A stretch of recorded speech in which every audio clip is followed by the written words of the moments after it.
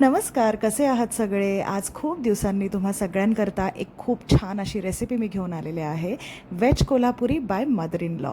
माझ्या सासूच्या हातची veg Kolhapuri, restaurant style veg Kolhapuri घरी कशी बनवायची ते आज आपण इथे बघणार आहोत. कढईमध्ये तेल तापून घ्यायचं, त्यामध्ये जिरं घालायचं, बारीक कांदा चिरून घालायचा आणि ही लसणाची पेस्ट आहे ती मम्मीने यात 2 चमचे घातलेली आहे. त्यानंतर 10-12 कढीपत्त्याची पानं आणि बटाटा, कॉलीफ्लॉवर आणि गाजर ह्याचे तुकडे करून ते शिजवून घेतले होते. त्यामध्ये 1 वाटीभर मटारसुद्धा घातला आहे आपण. मीठ घालायचं चवीनुसार आणि कॉलीफ्लॉवरचे काही तुकडे अजून शिजत होते ते सुद्धा मम्मीने यामध्ये घातलेत.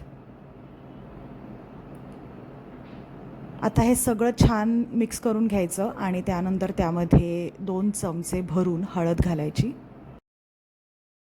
हळद घातल्यानंतर त्यात 1 चमचा हिंग घालायचं आणि हे सगळं छान एकजीव करून घ्यायचं.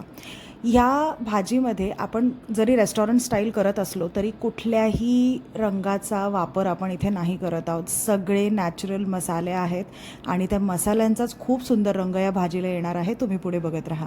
आता एकीकडे भाजी शिजत असताना आपण मिक्सरला 2 वाट्या ओलं खोबरं आणि त्यात एक मोठ्या साईजचा टोमॅटो असं थोडं पाणी घालून आपल्याला वाटून घ्यायचं आहे आणि त्याचं दूध काढून घ्यायचं आहे. हा झाला आपल्या भाजीचा बेस. जवळजवळ 6-7 मिनिटांनंतर आपण झाकण काढून घेणार आहोत आणि त्यामध्ये आपल्याला मिक्स मसाला घालायचा आहे. तुमच्याकडे मिक्स मसाला नसेल तर तुम्ही लाल तिखट घालू शकता तुमच्या चवीनुसार. त्यानंतर बेडगी मिरचीचं लाल तिखट घातलं आहे जे फक्त रंगासाठी असतं आणि त्यानंतर धण्याची पूड घातलेली आहे आणि जिरा पावडर घातली आहे. आता आपली भाजी या मसाल्यांमध्ये छान एकजीव करून घ्यायची आणि त्यामध्ये आपलं टोमॅटो घालून जे नारळाचं दूध आपण केलं होतं ते घालायचं आहे. आता तुम्ही बघू शकता आपल्या भाजीला किती सुंदर रंग आलेला आहे या बेसमुळे. पुन्हा एकदा झाकण ठेवायचं आहे, त्यावर थोडं पाणी घालायचं आहे आणि जो आपला नारळाचा चोथा होता त्याचं पुन्हा एकदा दूध काढून घ्यायचं आहे. ही प्रोसेस फक्त 2दा रिपीट करायची आहे, त्याच्यापेक्षा जास्त करायला जाऊ नका कारण आपल्याला ग्रेव्ही थोडी थिक बनवायची आहे, आपल्याला पातळ ग्रेव्ही बनवायची नाही आहे.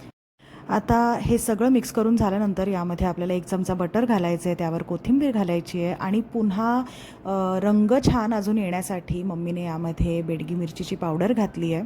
आपण कुठलाही फूड कलर वापरत नाही आहोत, हे लक्षात ठेवा.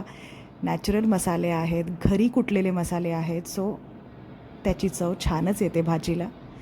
आता पुन्हा एकदा झाकण ठेवून पुढचे 10 मिनटं ही भाजी आपल्याला शिजवून घ्यायची आहे जेणेकरून आपल्याला रेस्टॉरंटसारखी कन्सिस्टन्सी या भाजीची मिळेल.